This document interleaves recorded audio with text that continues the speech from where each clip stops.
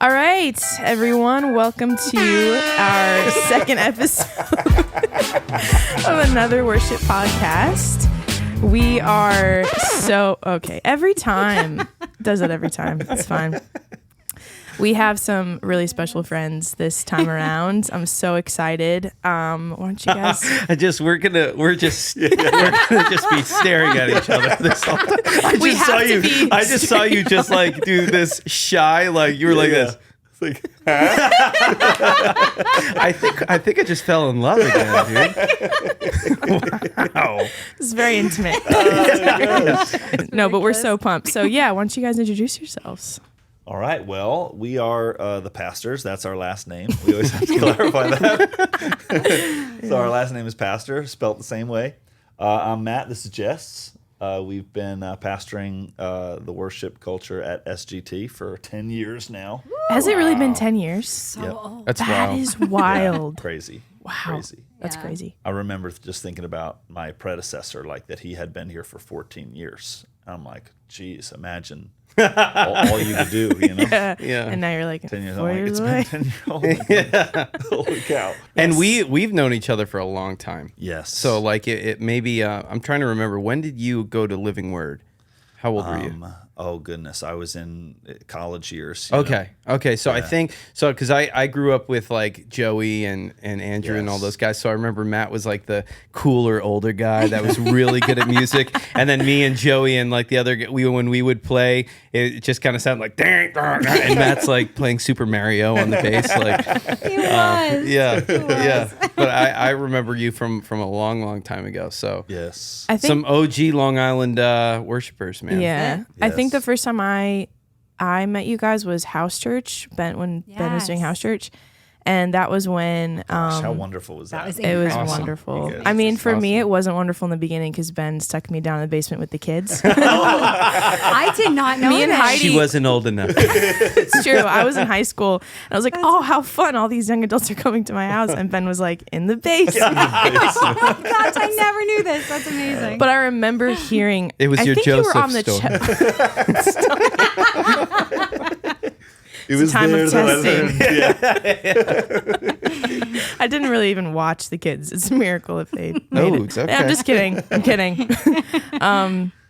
But you were playing the cello, I think. And then you had this fun, like, was it a flute or like a... yeah, penny whistle. We were Yes. jamming. Oh yeah. Why did I bring Wow. that? Was it for Christmas maybe? I asked you guys, I think we did something. It might have been for Christmas, Yeah. but I remember asking if you guys would come and bring instruments, and then we Yes. just kind of worship together. And That's to fun. this day, my dad, Oh my gosh. he brings it up all the time. He's like, that was the most beautiful, wonderful night of worship. But that really was It so really special. was. That was special. Yeah. I mean, yeah. I heard it from the Yeah. basement, but it was beautiful. I was like, wow, I didn't know that. Yeah, it was. It was a good times. We have a lot of history together. It's true. Yeah, Yeah. yeah, It's like yeah. awesome. Yep.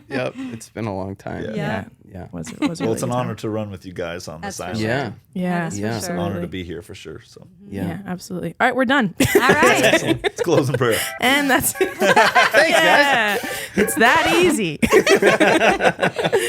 Well, what I would love to ask you guys before we dive into, more of like the specifics of worship leadership and leadership in general, pastoring, all that fun stuff.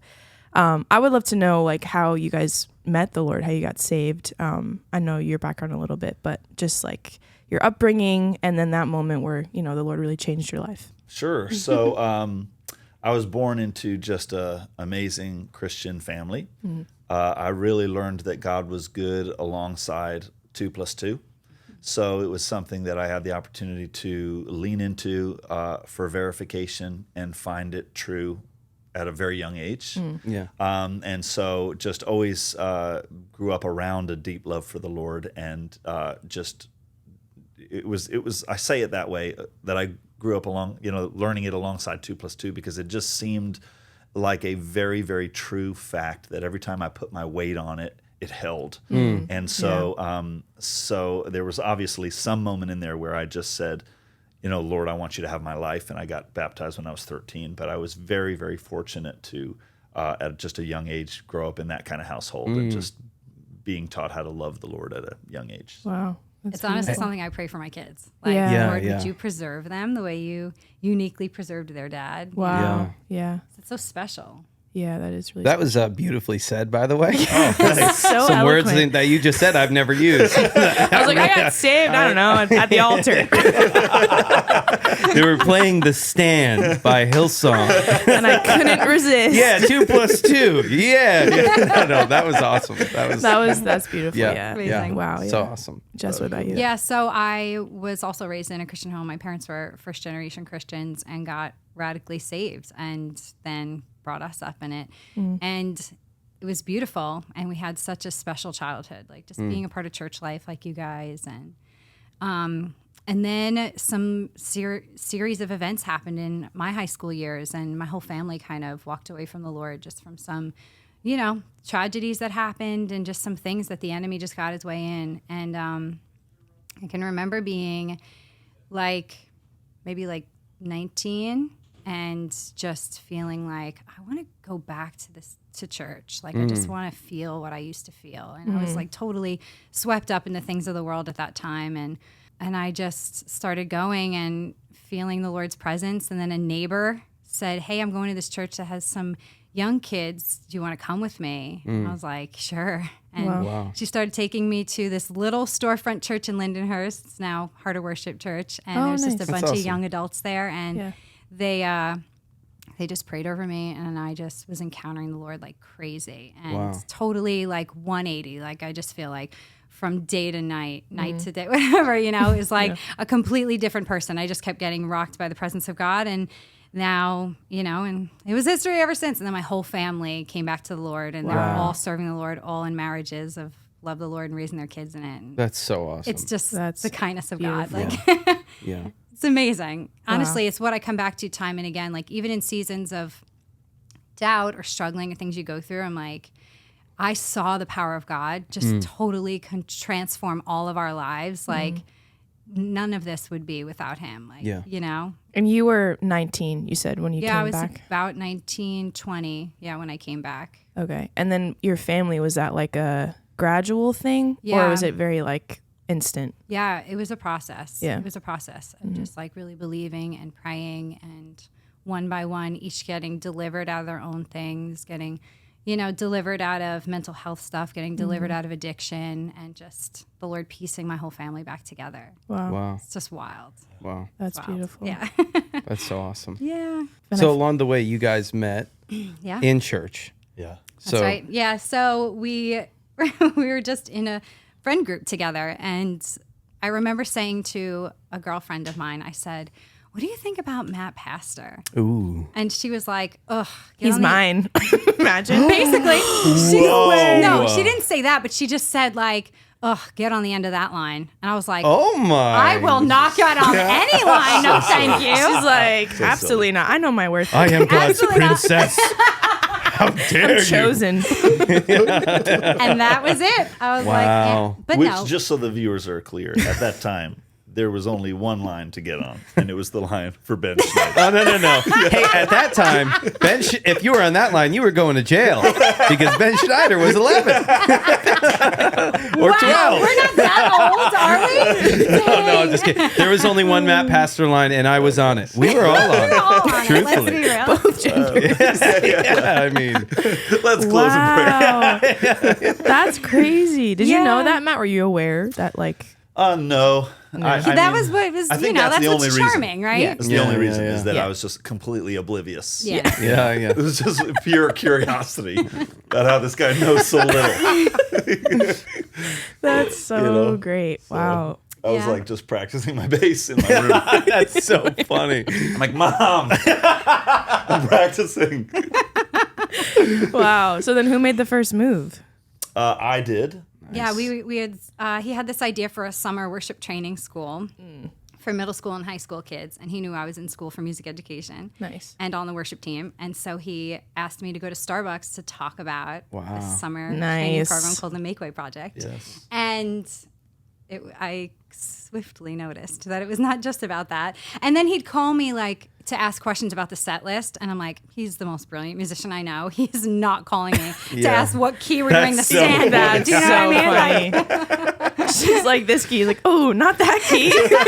What's the 1 in G again? Matt sings like so high just for Jess. Oh gosh. And it was all history from there. Wow. Wow. And so, did you guys know pretty early on? You're like, this is it. Well, early on, she was seeing someone else, and so there was like Not while we were dating. Let me say. no. Yes. She had a couple. No, yeah, I'm yeah. just kidding. So when I like first noticed her, and she was just with someone else, so it was a patience thing for me, so it's just one of those waiting seasons where you're just trying to just ask the Lord and say, hey, this would be really awesome. Yeah, totally. And then, sure enough, just in a right way, that relationship ended as it should have, and and we started dating. And she had a season where she was like, "Hey, I just want to make sure my heart is clean, and I have the space to find myself again and be sure." So there was then a second waiting period, and Which I feel like was such a healthy thing for me because coming as like a young girl, like you just like, I want to get married, I want to be in this relationship, that like that's the frame of mind I was in.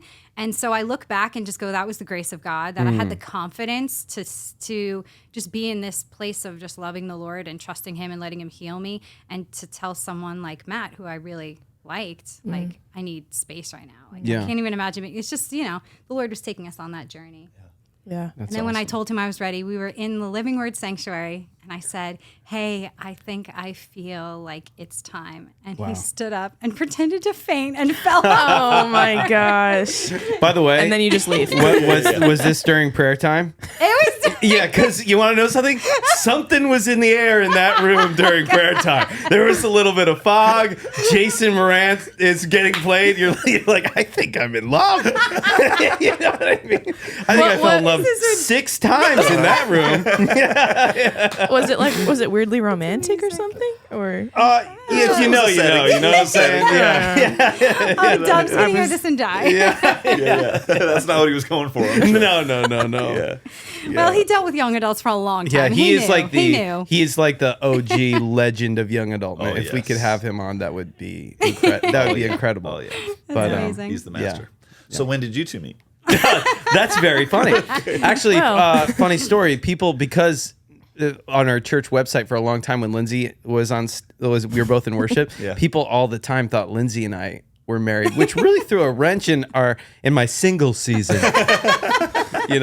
Yeah. So- Also, house church days, everyone thought you were married. Yeah, that was a problem. But I actually the Lord worked it out. wrote That's it. in the description for the first podcast we did. I was like, "We're siblings. Can't stress that enough." Brother and sister. So, yeah. That's amazing. Well, awesome. So, and you guys have You're right up on that mic. I just looked over. Dude, you're like, I see. You're like, well, awesome. I just feel, I'm. No, that's good. Wherever you feel. It's more of like a nervous thing I do. Yeah, totally. I'm gonna take you down a bit. Okay. I'll keep it here. Okay. Yeah. That's fine. And you guys have children. Yeah. Yeah. We have 3 Tell girls. us about your children. Yes. We have 3 girls, a 6-year-old, a 4-year-old, and a 2-year-old. Wow. Yeah. So life is very full and very busy, but it's beautiful. Yeah. It's awesome. It's crazy because I remember, like, my mother-in-law said when I only had 1 kid, she said to me, parenting, like having a baby, is the most amazing and the most horrible thing ever. And I thought that was so harsh. And I was like, I don't feel that way, And now I don't receive that, And now I'm here and I'm like, yeah, it's true. Because it's horrible in the ways that it kills all the things that you want to be killed, but it's painful. And it's like all at once, It's like selflessness boot camp. Yeah. Which who wouldn't sign up for and then wish you didn't. Of course. Exactly. Yeah, totally. But I say that as in jest because it's literally like the most fulfilling, wonderful, Yes. it's just amazing. But also exhausting. I mean, we were up all night last night. Oh man. We just don't sleep. But I remember Okay. I remember being so curious and asking dads, like, try to help me understand what it's like, and they'd always use these same like weird, like, it's amazing, but it's terrible. But but it's, I'm like, I don't get, could you just like work with me? Give me something that I can get. Yeah. And now people ask me and I'm like, oh, it's awesome. It's hard. It's like all the same things. Yeah. It's a world you don't really know till you're in it. But, Yeah. But you would never have it another way. Yes, I highly recommend it. Yes. Yeah. It's like, it's awesome. The best thing ever. Yeah. You hear that? And Ben? that's from two people. Well, that's also from two people who like really for a long time didn't have any desire to have children. No way, really? Yeah, like I honestly can remember crying at one of my best friend's table and just being like, I have no desire to have children. Like, I don't know if we'll ever have them. And then the Lord started speaking to us very clearly about a little girl named Lily that would have curly brown hair. Oh, it was very specific. I started seeing the name Lily everywhere. That's your first kid. Yeah. And then I remember one time we were on a trip and I was really praying like, Lord, do you really want me to do this? And I felt like he said, I have this little girl. And he described her to me. And he said, I want to give her to you. Can I trust her to you? Can I trust her to you? And I was like, yes. And then we were pregnant like a month later. So That's amazing. That's crazy. So you saw her, like the Lord showed her to you. yeah. Like, Yeah. He told me she was going to be like very beautiful, but the glory of the Lord was what was going to draw people to her and not just like her beauty. And I mean, I'm biased, but she's very She is beautiful very little beautiful. girl, She and is, yeah. the curly brown hair and just, it was just wild. Yeah, Wow. so The Lord was in that. Lily Joy. Lily Joy, baby. Wow. Oh, that's so beautiful. Yeah. So Matt, you are the worship pastor currently at Smithtown Gospel, Right. and Jess, you lead alongside, right? Alongside each other. You also lead the team and everything. I do want to ask this: what's it like leading worship together? Like, what's the I guess challenges and rewards of? I'm sure it's grown. You've been married for a long time, but what's one of the things where like strengths, weaknesses, or whatever that like you guys have noticed when you lead together? So interestingly enough, when we were first married, we had like, and this is very unique. I don't even know if like this is, well, whatever it was, we had 0 arguments. Whoa. Except about leading worship, in which only we one. fought like cats and dogs. Yeah. Yeah. For like About, a year. you missed it. Like that's not what the Spirit was doing. And it's like, yeah, but it was what our leadership was doing. And you need to learn to like, there's no, if you're outside of order, there's no anointing in it. And she's like, but if it's not with, like, it was like these, we would pull over the car and like scream at each other. Like, that's Wow. not how you do it.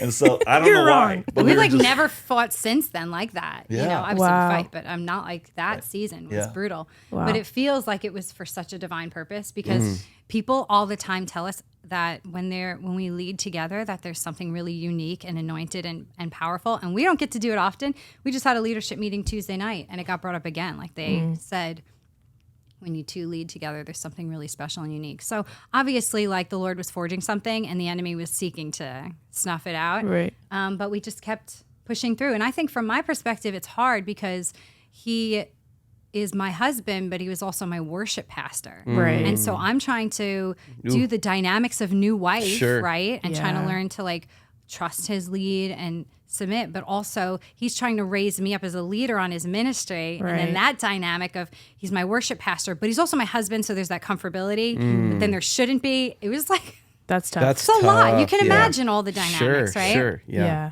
But we figured it out. And we also learned to like trust each other's strengths, you know? Yeah. For those first few years, like he's naturally more pastoral than I am. And I tend to be more like prophetic. And it was fine working as that dynamic for a while. Like we realized like I'm going to trust him when he feels the room is not with me because I'm lost in some moment, you know, and he's going to pull the room back together as a pastor does. And then he'll throw the ball to me and I'll get to like run deep into something I'm feeling the Lord on, you know? Yeah.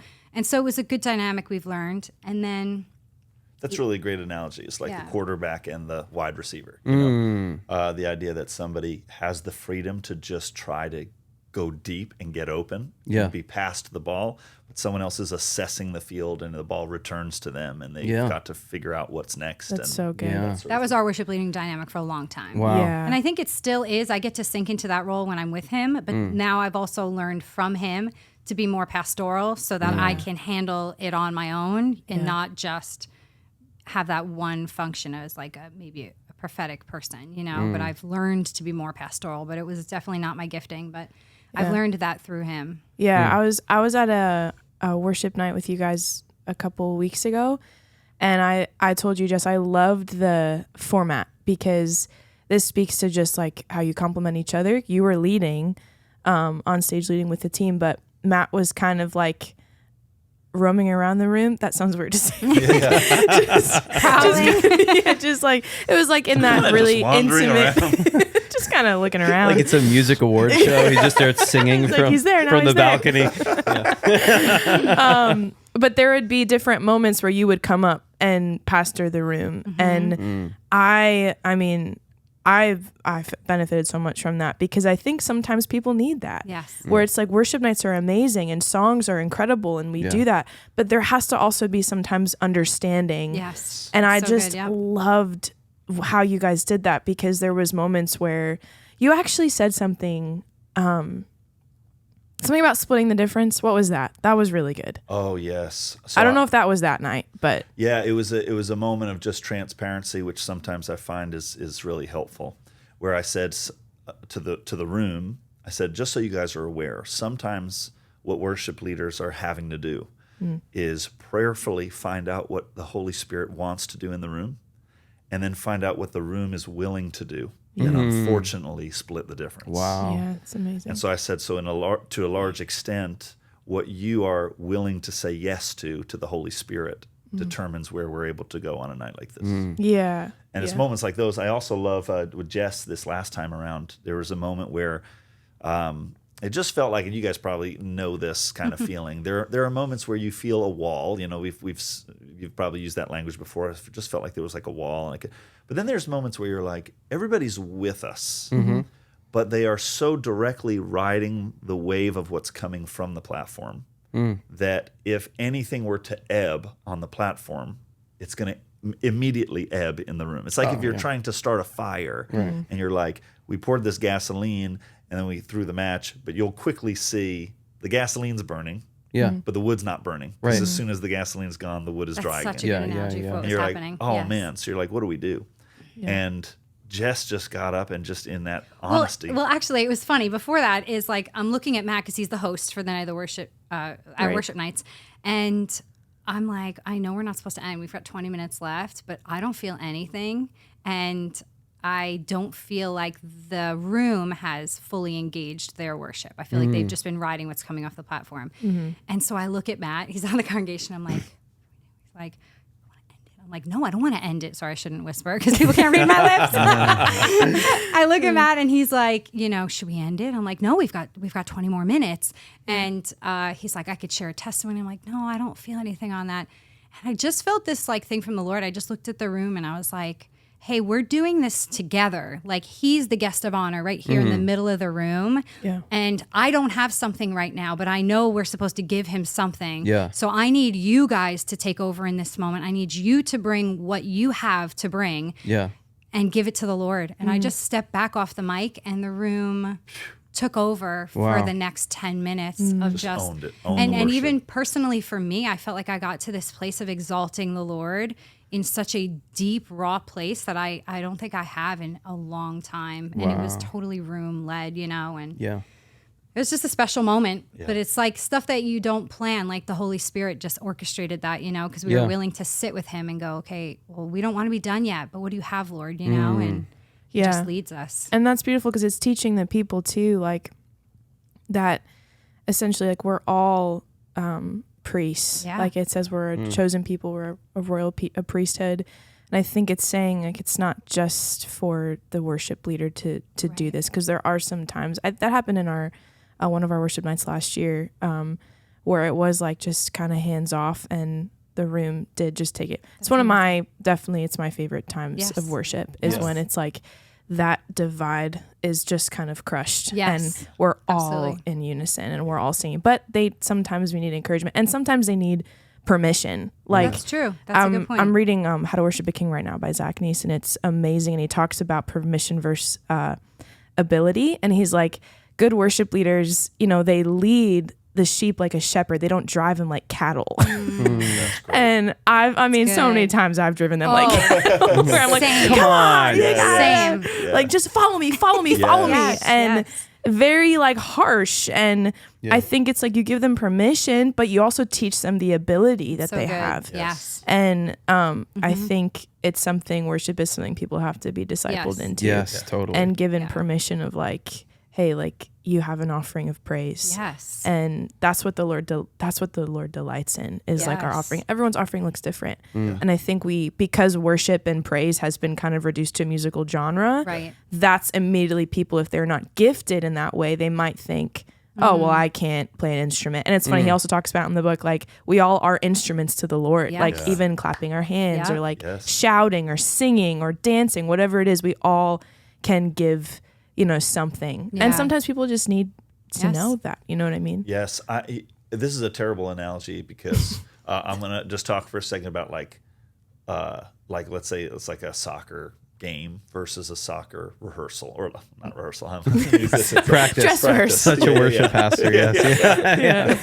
The soccer rehearsal. Get in line. so like a soccer practice. So when you're worshiping the Lord, it's an arbitrary distinction I'm making. What do you mean that there are times where it's a game and times where it's a practice? So it's flawed from the beginning. But there is this sense, I think, when you are watching what comes in through social media from massive churches, where you're seeing a sort of an end product from a room.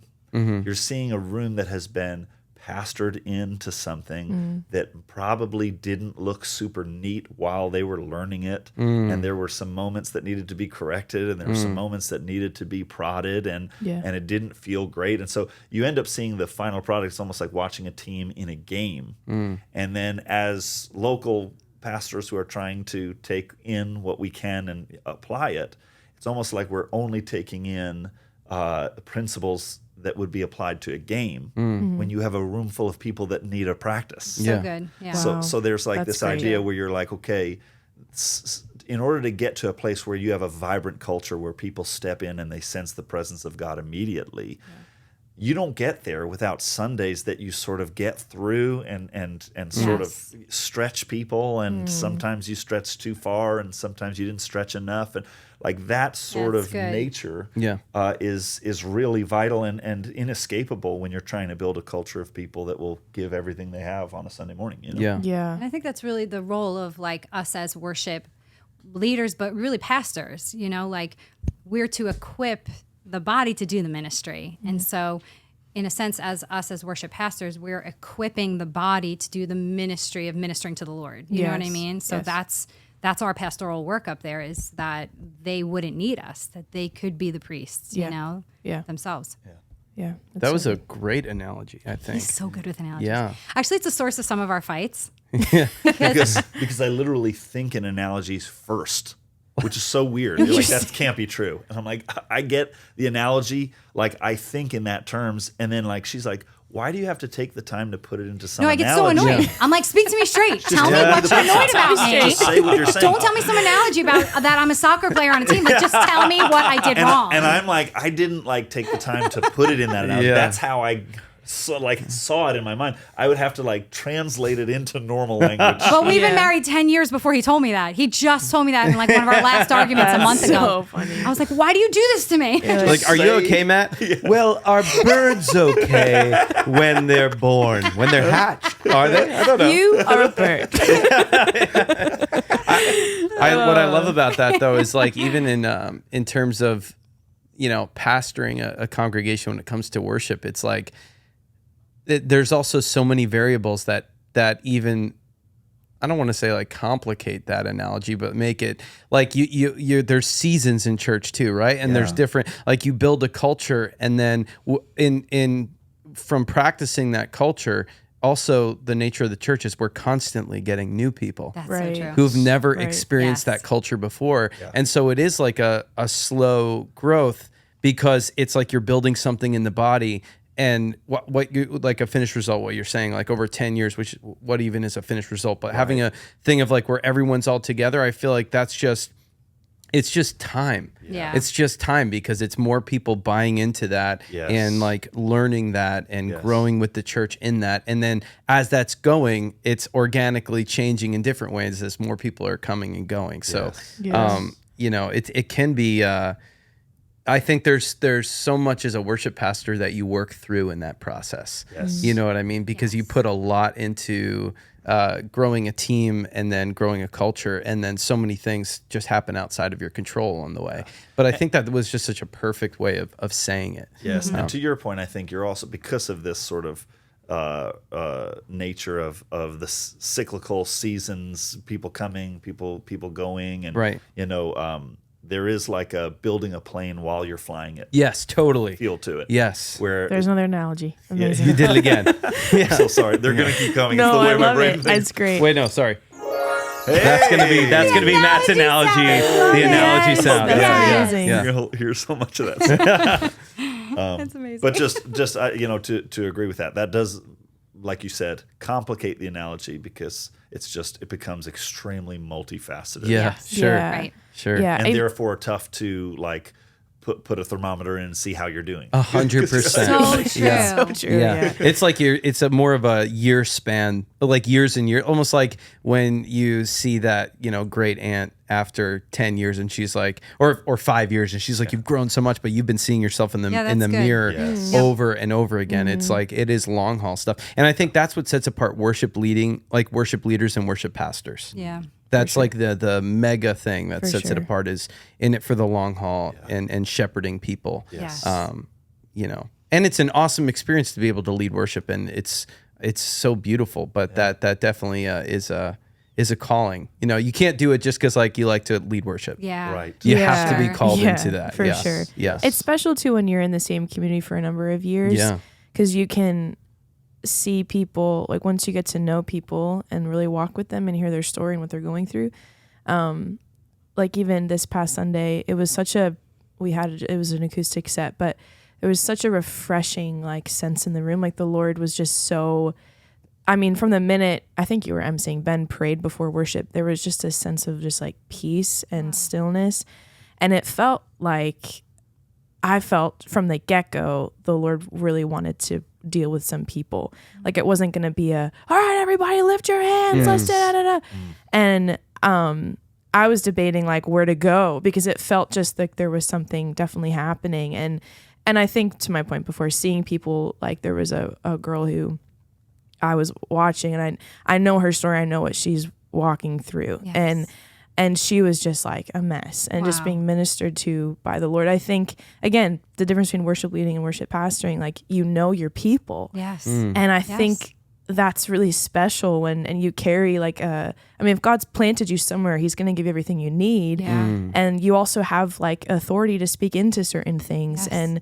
And you're anointed to speak into certain things. But I just think it's really special to, I guess, be aware of what's happening and what the Lord wants to do, because there was just, so many people were getting ministered to. It was just a sense of just peace and Wow. stillness. And It's amazing. but I think that's also a massive pro when you're planted in a community. Yes. Is you go through stages with people. It's we were believing for this, and then this happened, and you know what I mean. And Yes. that's why I never get bored of worshiping with the church. It'll never get old, because there's just, God's always wanting to do something new, but Yeah. also our offerings are the main thing. Our worship will always worship Lord and exalt him, but in different seasons of our life, it's just powerful no matter where you are. If you're going through hell, if you're going through a celebratory time, whatever it is, and just being able to do that alongside your community is really special. So Yeah, just building that history. yes,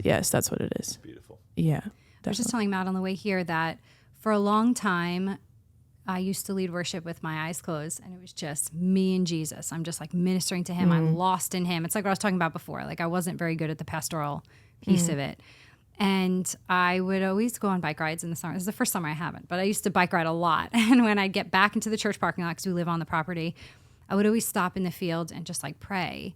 And for weeks on end, the Lord just kept putting this phrase in my heart, pray that these people would be yours, as I was looking at the church. And it's not really a phrase that makes a ton of sense on it, but I think you can get the heartbeat of it, because it's just the words he gave me. And I prayed that every day, and it has transformed my worship. I feel such a love for these people that now I worship a lot with my eyes open because it's this thing like, isn't he wonderful? Like, come on. And I'm speaking these words into these people that I know are walking through those things, and I'm prophesying it into them, or I'm linking arms with those people who did that for me. And, it's this moment where we just get to adore the King together. Yeah. But he definitely changed my heart through that prayer of like, Lord, just give me such a deep love for these people. Yeah. And that was like a defining switch for me from just like worship leading to really being more pastoral in my leading. Yeah. That's beautiful. Yeah. That's awesome. Yeah. And Matt also talks about this a lot too. We've talked about this a lot in our private conversations about worship leading, but like being like man specific, not like man in general. Like, well, the congregation, or just like this nebulous thing, but the crowd, this like proverbial crowd, but beginning to see individual people and knowing like, this isn't working for my people, these people in front of me. Totally. And, being a little Because you really can build a set and build a program for this like crowd you have in your head. Yeah. That's so proverbial true. crowd, Yeah. They're going to love this And one. you're like, when they come, this They're is gonna bring love in- me. They're gonna love God, man. Exactly. Yeah. Exactly. And you're like, they're going to love it. And you're like, but they're not here. John's here. Yeah. And Sally's So here. good. And Sure. they don't get what you're doing. Yes. You know? They don't know what's going on. Yeah. They don't know what's happening. Yeah. Yeah. So, I'll yeah. never forget our senior pastor sat me down in that season before my transition that like he said, he said it to Matt and I, and in a sense he said like, I don't really know what congregation you're leading, But it's not us. but it's not us. And it was pretty brutal to hear. Yeah. But it was a wake up call that Yeah. we had this thing we were after. Oh, yeah. And we if were, y'all aren't into it, you're in the way. well, yes, that's, no, stop. No. I'm saying there was a little piece of like, Yeah. I know what the Lord wants. Yes, Sure, yes, sure, right. sure. That's right. I That's know right. where sure. we're supposed to be. Yes. And y'all got to catch up quick. Yeah. Oh, yeah. my gosh. Yeah. And it's just wrong. It was just wrong. And Wow. it was such a good correction. Wow. And it was part of our transition into like opening our eyes and looking at the Johns in there and going, I want him to overflow with worship in his living room tomorrow. So what do we do now? Do you know Yeah. what I mean? Yeah. Like, Yeah. Yeah, because Anybody named John from SGP? We chose that name. Literally, Let's just say just took not a real John is person, not a real really- person. Yeah. That's so true. I like wrestled with that when I came back from CFNI. Yeah. Because you're in a room of on fire young kids, and I mean, it's pretty easy to lead worship for people who are like, I'm so pumped. Yes. And also like I have no responsibility and I just love Jesus and I will literally give everything because I don't have much. No problems. Yeah.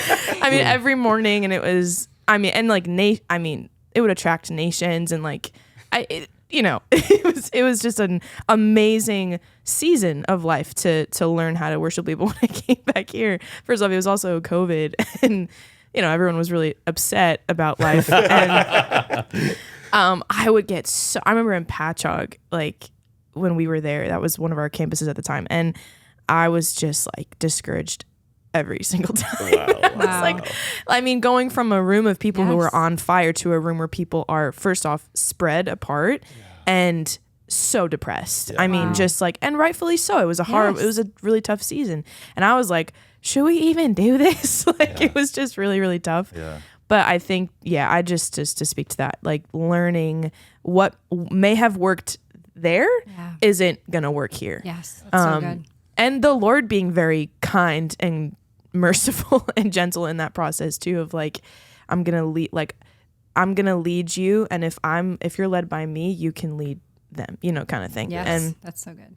but And I think ultimately, like true sensitivity to the Holy Spirit is being able to not be rattled by the room, but Yes. it's also being sensitive to the room. Yeah. And I think it's like I'm just Yeah, that's so I think it's so awesome that you guys like embrace that feedback. Because I think for creatives especially, sometimes it's difficult to embrace feedback when I feel like most senior leadership is a different form of personality, Right. on purpose. Totally. You know what I mean? So it's they see something like even here, like Scott's the lead pastor now, and he's like my best friend, and we're built different. You know what I mean? Like he'll see things in structure, and I'll see things in color. And so to speak to both of those things together, it can be a challenge. But I do think like what you just mentioned is just, it speaks so much to, it's such a testimony, I think, to worship leaders, especially young worship leaders, is when you can trust leadership, and when you can submit to authority, and when you can die to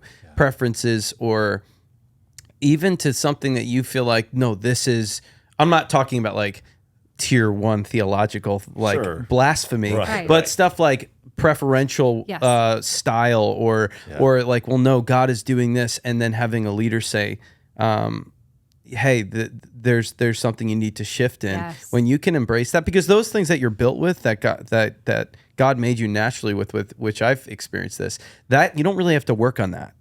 You know, that doesn't really go away. That's such a good you know point. what I mean? That's going to happen no matter what. You're saying that which you naturally have. Yes. Lord. Yeah. Yes. And that you burn for. That That's you so burn good. for, that you're gifted with. And your gifts and your callings make room for you. But I think your capacity to, your character, your you know, people say your gifts will take you somewhere, your character will keep you there. But I also think like within character is like your ability to submit to leadership, your ability to be a team player, your ability to be understanding. You know, your ability to like self-control is a fruit of the Spirit. You know what I mean? To be able to. So I think it just speaks. Spirit. Spirit. Amen. I should have changed my voice there. But I don't know. Like I feel like so good. you guys being there for 10 years, the longevity is like not just your giftedness. You two are like some of the most gifted people I know, but your ability to just like take feedback like that and listen to that. And I think that is, man, if you can receive godly discipline and feedback, it's just like there's no ceiling, because then God knows you can be trusted. You're not trying to be the savior or the voice for him. You know, so that's so good. I think just waiting for leadership to get it. And the older you get, don't you just look back sometimes and you're like, why didn't they just can They shouldn't have trusted me. Just like, wow. I remember when Scott went away on a sabbatical, and I kind of stepped in as the interim, and just, it's so funny how I didn't really I didn't voice my opinion on anything, because all you're doing is fielding opinions from staff people, from different teams in the church. There's so many voices that are coming. It's like you're kind of, you're just fielding things rather than, and it just gave me a total like, wow, that's wild perspective of like how to season my thoughts in grace. You know what I mean? Yes. So, and I think that's something that has helped us like do the submission to leadership thing, is like really getting a word from the Lord that we're supposed to be. Totally. That's so good. Because absolutely. we have gotten such clear, some of the most clear words we've gotten in our life about being at SGT. Wow. And so then it's like, okay, the Lord has placed me under this senior leadership because I'm supposed to get what they have. You know what I mean? And so it's easier to trust what your leadership is correcting you on, and even trying to shift you on when you know the Lord placed you under their leadership. That's so good. That's Yeah, such a you good need point. that. You definitely need that. We've said that to everyone who has joined the worship team, at least in my tenure of doing it, was, do you feel called to this house? Yeah, that's because good. you're gonna like, if you feel called here, it's gonna be incredible. There's gonna be amazing. I love our church. I know you guys are like a sister church. We're so blessed to have incredible leadership, godly people, wonderful people, but also you're going to be frustrated with us at some point. You're going to get offended. There's going to be something we have to talk through. And if this was just preferential for you, then you're going to go back and you're going to be shifting on like, should I be or should I not? But if you have a word from the Lord, then you can go back and be like, no, God told me to be here. So this conflict is for my benefit. There's something I need to grow through. So I think that's awesome. Yeah. And I think just an understanding of just the role that order plays, you know? I even think about, you may or may not keep this in here, but I think about Paul when he says, he's talking about tongues and interpretation. He's talking about words of prophecy. And he says 2 or 3 at the most. And it's such a non-specific number that we it's like. 2 It's kind or of a big 3. deal, right? 2 or 3 at the most. And so what that means is somebody out there has a genuine prophetic word from the Lord, and they're number 4, and it's real. And because he's having to actually limit these. He's not saying the fourth person didn't hear from God. Yeah. He's saying we don't need the real word that you got from the Spirit. 3's fine. Wow. So there's this idea of like, what can people receive? What do they have the capacity to receive? What would be orderly? Yes. What would be honoring? Yeah. And so there's this rule that actually, for all of our brothers and sisters out there leading worship, like, can't we just let the Spirit do what the Spirit wants to do? And that's like my heart's cry. Totally. Absolutely. That's what I want. But I've Yeah. learned that Paul is saying, take what the Spirit wants to do and submit it to what would be right and honoring and orderly. That's good. And that's just a piece of worship leading I think that's going to save a lot of people a lot of frustration. That's so good. When you go, no, I'm just going to do what the Spirit's doing. And then you go, why was there no anointing on that? Wow. Why did nothing fruitful come from that? I knew I heard. And it's like, you did hear. But there's also this mandate to let what you're hearing from the Spirit, he's always going to talk to you. He loves you. He wants to speak to you. But let it be governed by what's going to be fruitful, what's going to be honoring. Yeah. That's so good. Dude. amazing. Yeah, that's awesome. Yeah, because you guys came from like definitely more of a charismatic church to, SGT is for sure like Pentecostal. Super, Yeah. But I'm sure there was some challenges with like different styles of leadership, of like going from a place where it was, was worship like a set time in your old church, or was it like whatever kind of thing? Right. It Really? It was like we would Let's rehearse, go. and people started coming during rehearsal to Yes. just worship because. Okay. And then the message sometimes would happen, sometimes it wouldn't. Yeah. Yeah. That's definitely what we came from. Yeah. Yeah. And this is only out of insecurity. It was not a statement about, immaturity. It wasn't a statement about the former leadership that was before us in the worship department. But we came and cried. We came the first time to SGT, saw the worship, and just cried. Like, this is not us. This is not what we not do. us. This is not how we roll. And it was beautiful, and it was what this place needed. But for us, just to speak to the difficulty of the transition, I felt like being transplanted to a different country with a different culture and a different language. It's just Yeah. that felt was like shocking. missionaries. It just felt Wow. shocking to Wow. us, Which- and also our church was like 100 people, Sure. our old church, and most of them were family and friends, Yeah. and then we're coming to a Smaller. massive church. Yeah. So it was a big culture shock too. Yeah.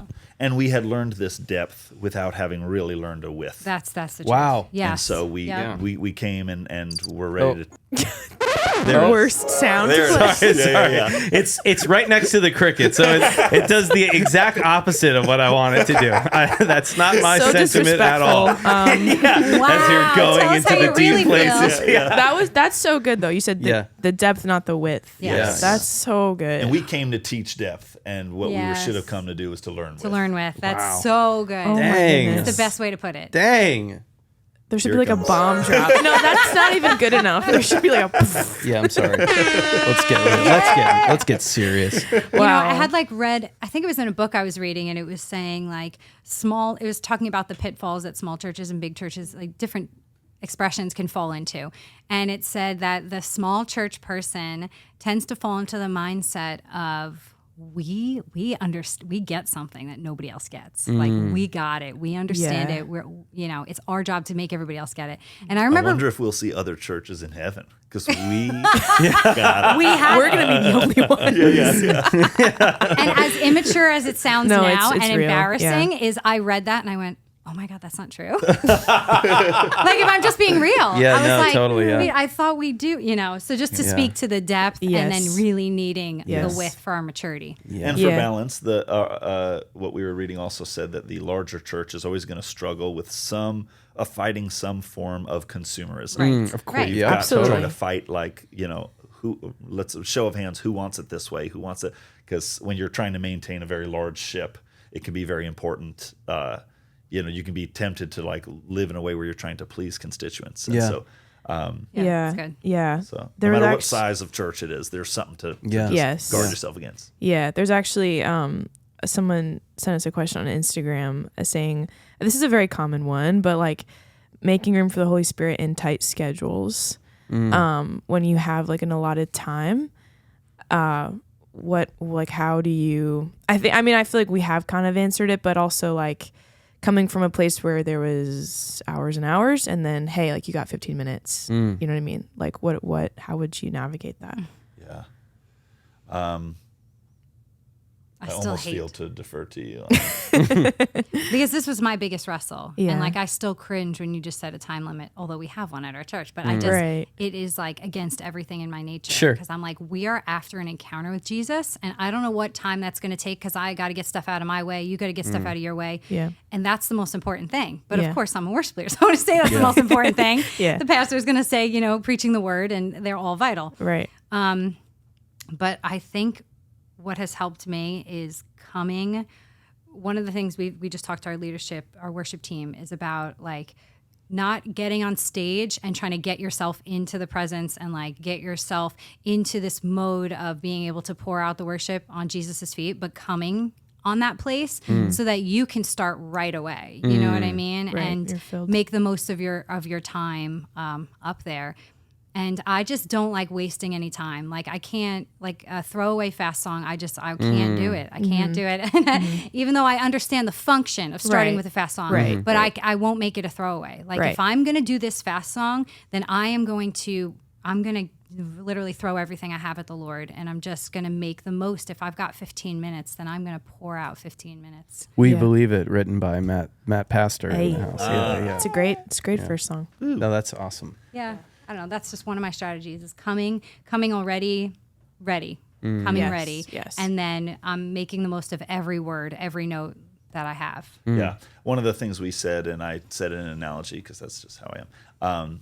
Here it comes. Nice. One of the things we talked about as worship leaders, because we have a group of them that lead with us, was like the analogy of like, let's say you're leading a rafting expedition, and you're like, y'all can't do this unless you are going to own your own worship. Like nobody can worship for you. And so there's like this, you have to blow up your raft, like in the analogy, right? You have to blow up your raft. You have to be in this. Like you have to give to this. You have to come with something you came to give Jesus. And so what's valuable is for them to see you on the river having an amazing time and go, shoot, I got to blow up my raft. Yeah. What's also valuable is for you to come over and be like, so this is where the air goes in. You want to make sure it doesn't come out.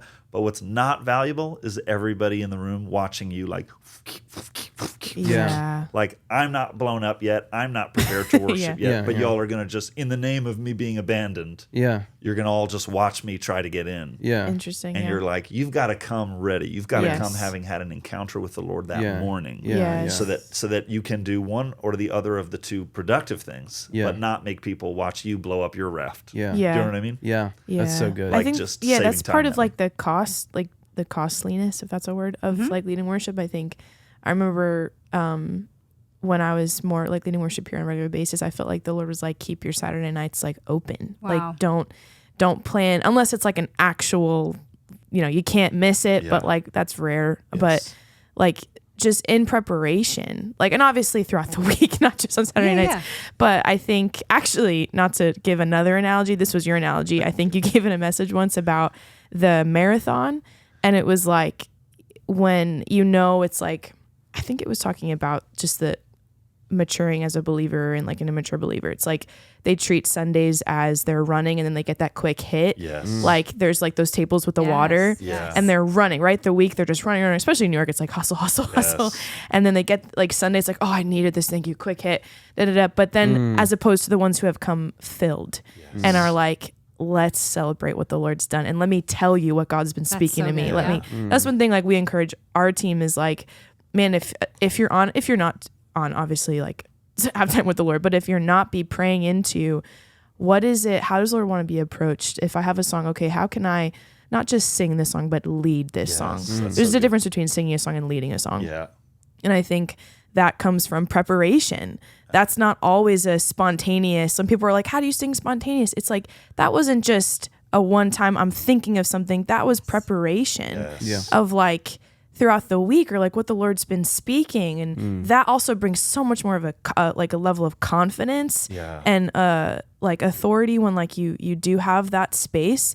I never want to be, because we've all been there where it's like we're the runners and we just do the quick hit. Yeah. And that sucks too when you're leading worship. Yes. Yeah. Because you're like, there's times where like I knew I could have given more. I knew it could have been better. I Yeah. feel so discombobulated. I feel just like rolling up on a Sunday. Like Ben was always a stickler about this, and I'm glad he was like, don't be tired. Like, like even that, like, Wow. man, this is the church. Like, we're worshiping the Lord. Don't show up half asleep. Jeez, that's great. Like, if you need to, like, again, like, get your full 8 hours, do whatever you got to do. Like, it's a Yeah. practical thing. But, there's many times where, like, Linz and Ben, I would be sleeping. I mean, I was like 13, but they'd be like, Faith, wake up. Wake up and watch the children. in the I was just basement. gonna. Watch the children in the basement. Yeah. No, but it's just Good. like little things like that. Totally. Like, I think that will help. Yeah, it reminds me of Absolutely. like I'm reading through Acts right now, and where the Simon the magician, where he was like, "How lay hands on me so that I can give the Yes. Holy Yes. Spirit." Yes. And So Peter good. was like rebuked him, and he was like, he basically was like, "That's evil." Yes. You know what I mean? Yeah. Like that's super. And I think that the time to, like you're saying, like when it comes to spontaneous or just leading worship in general, it's like when you know God, you make him known. But the Yes. time to know God is the time to get to know God is not in front of everyone where you're going to unpack That's so everything. Absolutely. good. You know, Yes. the time to get to Absolutely. know God is like digging the wells of like, whether that's worship in the musical sense or just like, your prayer life. I remember there's a worship pastor or worship leader who said it when I was at CFNI. It was a couple, and they were like, when you're living ready before God, you never have to get ready before the stage. And that always just like So stuck with me. good. She was like, then you can just literally walk into who you are. And sometimes it can be difficult to lead worship. How much more difficult is it to try to remember who you are right before you go on? Yes. You know what I mean? Yes. That's just Yeah. something that's not even what we're made for. Yeah, So that's so good, Ben. Yeah. And it's like leading them to yourself, like to your problems, or like right. Yeah. leading Or them to just the Lord. Jesus. Like Yeah. it's not, I always say it to our singers. I'm like, we're not, this isn't a time for our secret place with God. Like there has to be a level of That's good. awareness of like, we're not on an island, like Right. just, this is like what God's showing me. And like you said, like catch up, Yeah. like, but I think when you have a heart for the Lord, he's going to give you the heart for the room and be like, Yes. okay, like, I'm not going to lead you to my crap right now. Yeah. That there's a time and place for that between me and God. Faith, Right. Come on. Okay. I knew that was coming. Give me a heads up. And you're gonna swear. Yeah. But, Amazing. Yeah, that's so true though. yeah. Yeah. I'm glad I remembered this, but there was, Matt, something that you gave like a word to the worship pastors about the Levites that I definitely want to talk about, because I think that would be super beneficial for worship leaders and pastors. It was something, do you remember what it is? I'm going to try to Yeah. remember what it is. Yes, I think I remember just we were speaking about how, and first of all, like you said in the beginning, the entirety of the body of Christ is a royal priesthood. Yes. So Right. so anything that you see as a promise to the Levites, anyone can claim and begin to labor into and Right. Right. receive as a promise to them. Right. But in a very unique way, the worship teams, pastors, and leaders are really acting as modern day Levites in their job description and in what their role is in the body of Christ. And so in a very unique way, those things we can receive both the mandates that are laid on them and the promises that are laid on them, and they're really beautiful promises. There's the idea that the Lord says that they don't have an inheritance, they don't get a portion because the Lord is their portion. Right. And at first you're like, that sounds lame. I want a portion, you know. Yeah. But it's just such a beautiful honor. I'm seeing it as the heaviest honor of my life, is that I don't get a portion because the Lord is my portion. And in another passage, he says, of all of the Israelites, I take the Levites for my own. They are my portion. Wow. So we are his portion and he's our portion. It's this beautiful, beautiful relationship and honor that we have with the Lord as modern day Levites. But there's also this other piece of it where when the different tribes were camping at night, they would camp, and the tribe of Manasseh was over there, and the tribe of Dan was over there, and everybody had their own Judah, and it was a particular formation. But the Levites didn't get a camp. So at the end of a day, they did not get to unpack, unwind, take their sandals off, and sit around a fire with people who think the way they think, have the same job description, have the same things burning on their heart. They were meant to season the entire group. And so they were told to just go scatter and camp in all the other places. Yeah. And I think we find ourselves in that way today. Yeah. I think that if you're a worship leader or a worship pastor, you probably sit around a table with people who don't think the way you think, don't have the same list of priorities that you have, don't value the things you value in the same way, and you can feel very much like you're alone, and like it would be really valuable for you, and you would love to just spend your days sitting around a table with other Levites who think the way you think and are called to the same thing you're called to. Yeah. But that's not the calling of the Levite. The Right. calling of the Levite is to be sprinkled in and to season. And so there is this thing about Levites where we can feel lonely, and because our job is to uphold this standard of affection for Jesus and just burning first love fire for God. It says that of the Levites that it's their job to keep the fire burning, right? So they it's their pilot run of this whole thing that the Lord gave them. Set this up. This is going to be this many cubits, and then here's you'll do 2 bulls on this day, three chickens on that day. It's like everything's set up that way. So it's their pilot run, but there's no instructions on how to start the fire, right? And so they set everything up, and all of a sudden this miraculous fire comes from the presence of God and consumes the sacrifice. So they had no way to start it. It's only God. But it says then it is the Levite's job to keep the fire burning. Wow. It must not go out. It says every morning they have to come out and tend that fire to keep it burning. And so as Levites, as a Levite who might be listening, you have a divine calling that isn't shared by the people you sit around a table with, where it's your job to keep the fire of first love passion for Jesus burning in your house. Wow. Even though good. it doesn't feel like you're sitting around with other people who think the way you think, Yeah. what you bring is really valuable and crucial. And I would also say it's helpful to get in a circle with other Levites from other Yes. churches Yes. and just find that community so that once in a while you can take off your sandals and sit around a fire with people who think the way you think. Yeah. Wow. It's So so You should write a book. you should Yeah. definitely. It's so good. That's really good. Awesome. Yeah. Yeah. When you shared that, awesome. it was like we were all it was a Saturday night. And Yeah. so the next morning we were all going to be like sent. It Yeah, was just like yeah. such a good, because you need that. And I think that helps for the person who might feel like it's a lonely road. Yes, definitely. Because I know we've all experienced that. It's like, oh God, like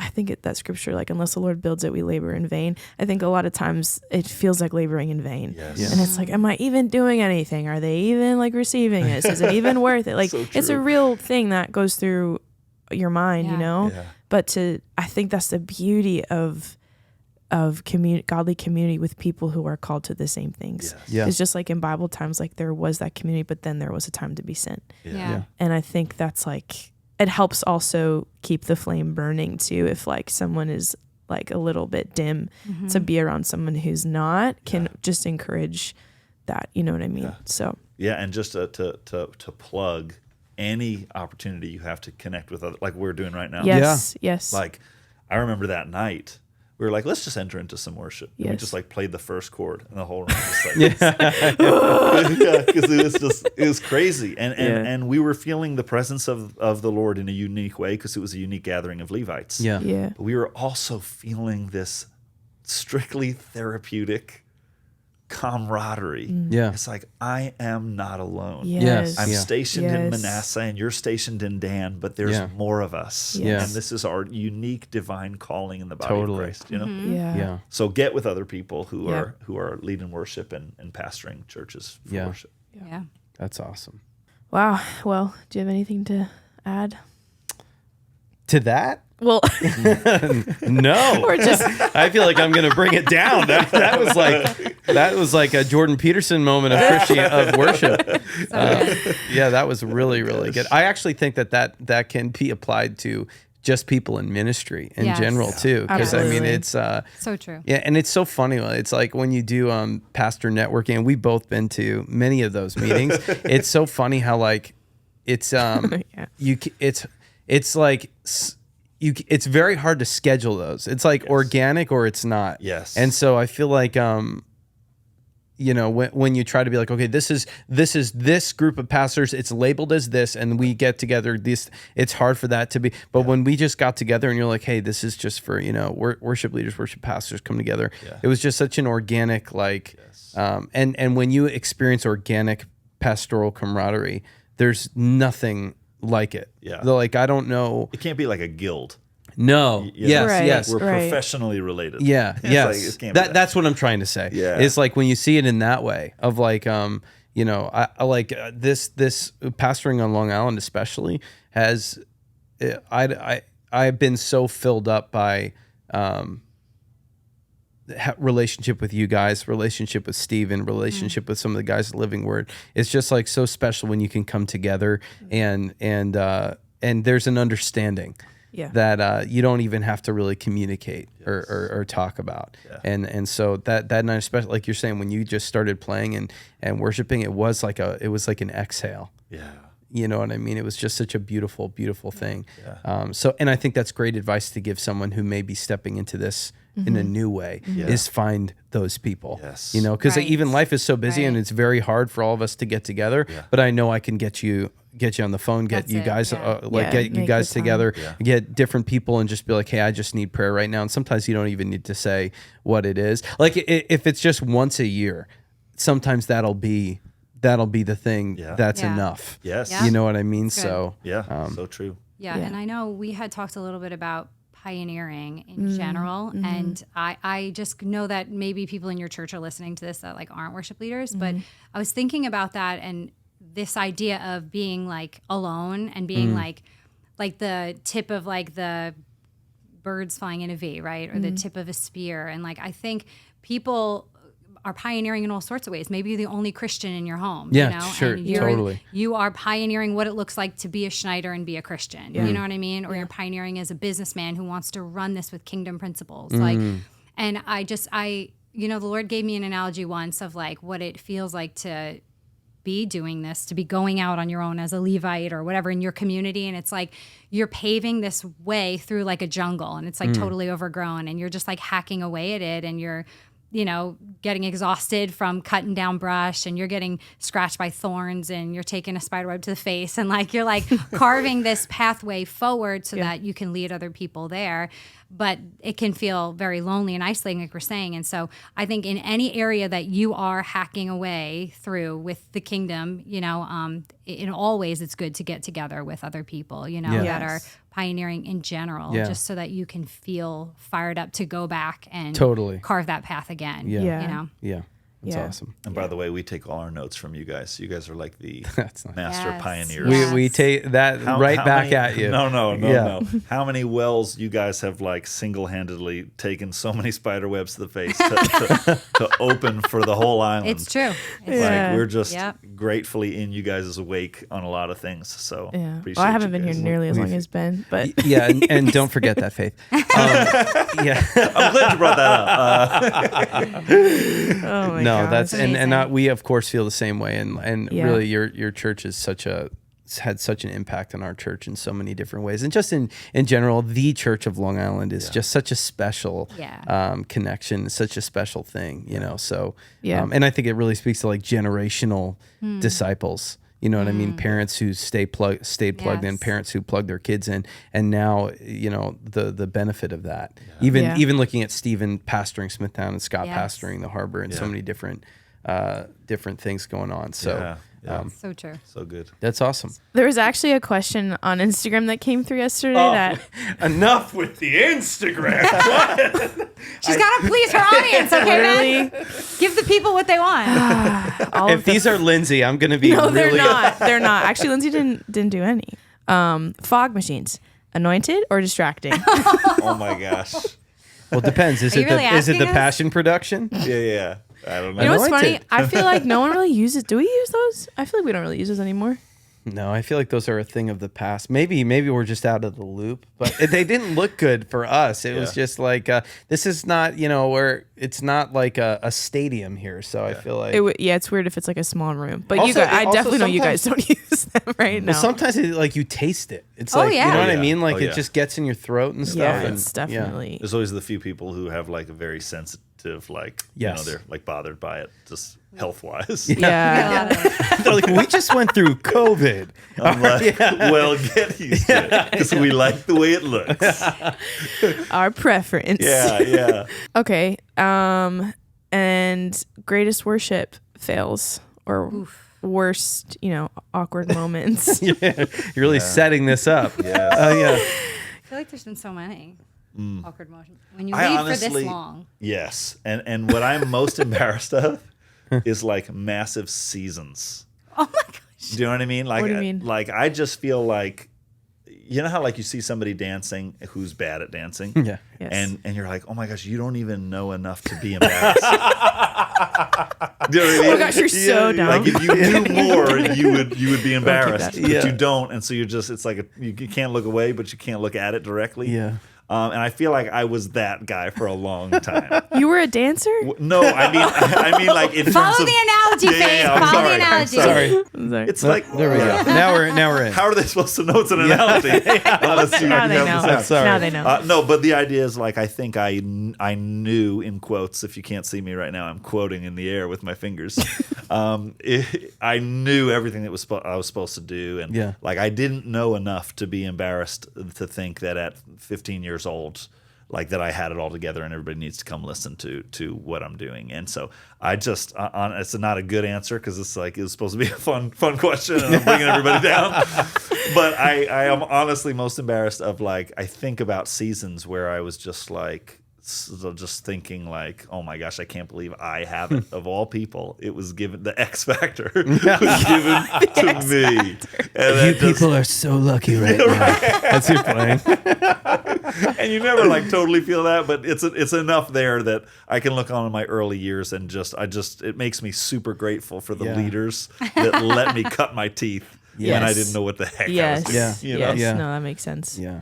Oh, I have a funny, like, stupid one. Okay. Which is I think that was the point. I think that was the I was leading worship and I had a mic like right up here, like eating the mic, and my face was on the projectors. Yes. And I went out to like belt a note, and it was like, how great, like big open mouth, and I hiccuped, and there was reverb on.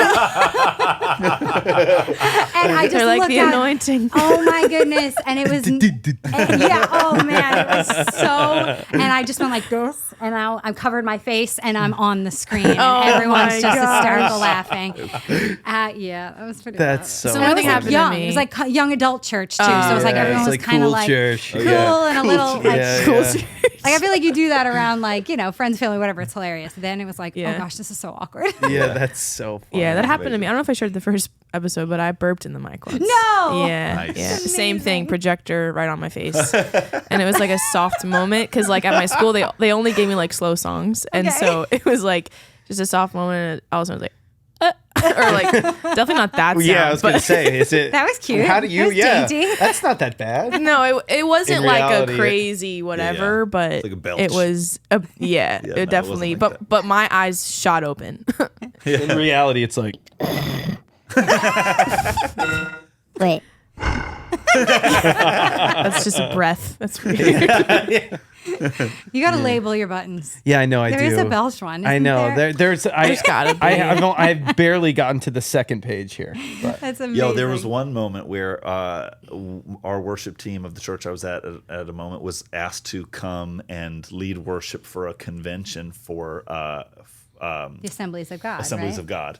And so we came and this is so we fun. led worship, and then they escorted us into a back room while we were waiting for like to come back out. And there was like this massive spread, and they were like, "This is yours. Like, have an awesome time." So like we went in, we dug in. We're like, this is incredible. So we ate everything, and it was What are amazing. we talking? Sandwiches? Oh yeah, sandwiches, fruit platters, Charcuterie, yeah. you know, just all the this whole stuff. thing. And I'm like, Charcuterie's this the is best. incredible. So the next year, they invited us back, and we're like, charcuterie! Like, we're so excited. So we get there, and we get in the back. You know, they're like, you guys can wait in here. So we come in the back room, and we just house everything again. Oh, no. Not realizing they hadn't invited us to do that time.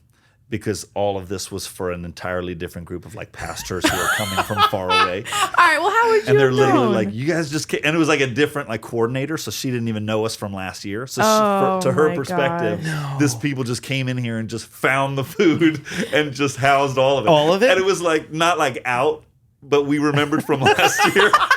So it's like kind of covered and like, oh, it's in the fridge, guys. It's in the fridge. So we literally raided the room. Like and just everything? emptied it. All Oh of yeah. it? Oh, yeah. No, not all of it. I We mean, definitely dug in. Yeah. It was Dug in. enough that like nothing was untouched. Yeah. You know? It's the Okay. worst when people say like stop eating. Or, Yeah. like that's And we weren't invited back. Wait, the next year. wait. What do you mean?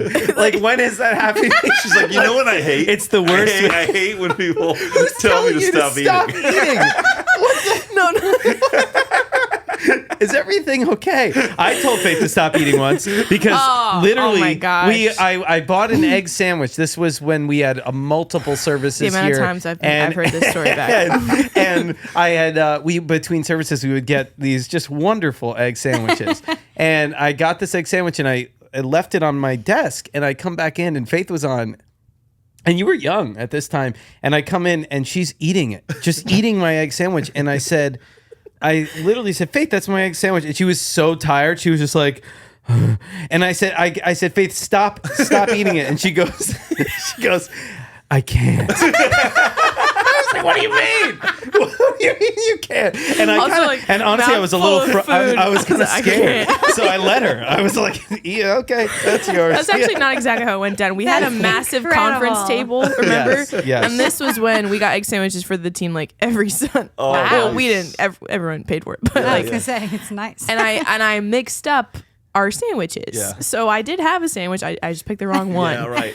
And in my thought process, I was very tired that Sunday.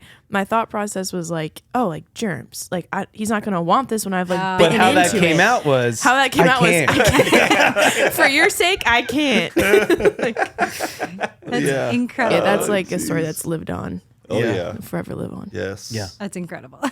Well, awesome.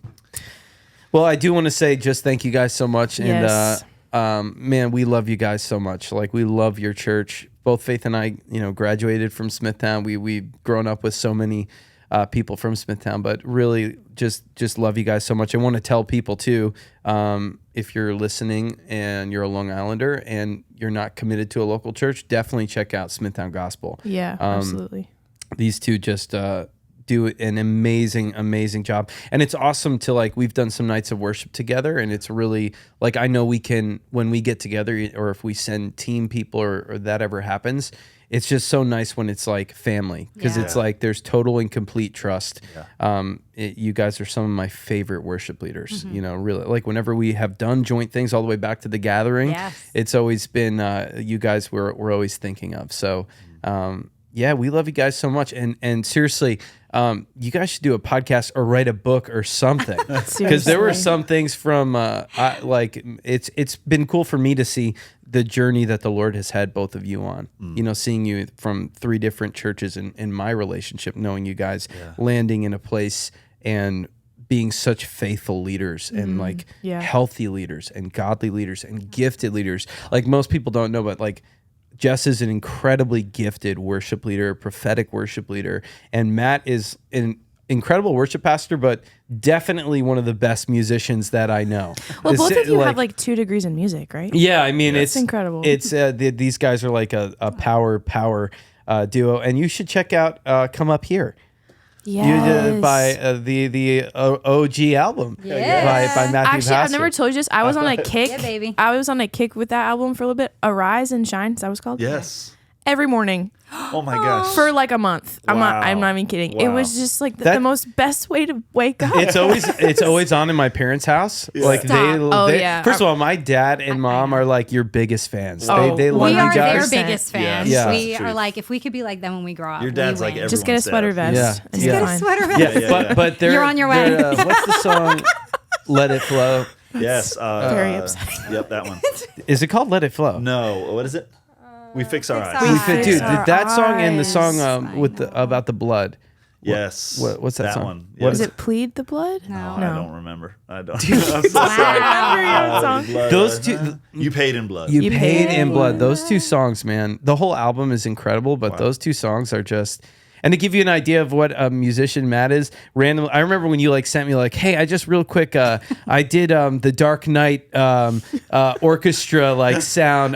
What do you think?" And he said it to me, and I was just like, "Don't send me this. Don't send me that. I just wrote a song with the 4 chords in G." You know? But you guys are just incredibly gifted, and so much more than that. Just incredible leaders, and we're long haul pastor fans. You know, we're so excited to see. What the Lord does from Back at here, you guys. and we consider you guys family. Oh, that's So seriously, thank you so much for coming on Yeah, to thank you. the For having second us. ever episode of Yes. another worship So podcast. honored. Yeah, This is amazing. So Honored to Yeah. run with you guys Yeah, for sure. seriously. We'll see you next time. All right. They're like, we want you on next time. we're just like Same time, same place. pawning it off. Finally, it's their podcast. Yeah, Pioneer. Yes. All right. awesome. Cool. Well, that is it for this episode. And again, if you're listening, make sure to subscribe to our Harbor Worship YouTube channel. That's where we have it, right? Follow us on Instagram, Harbor Worship, and the Harbor LI.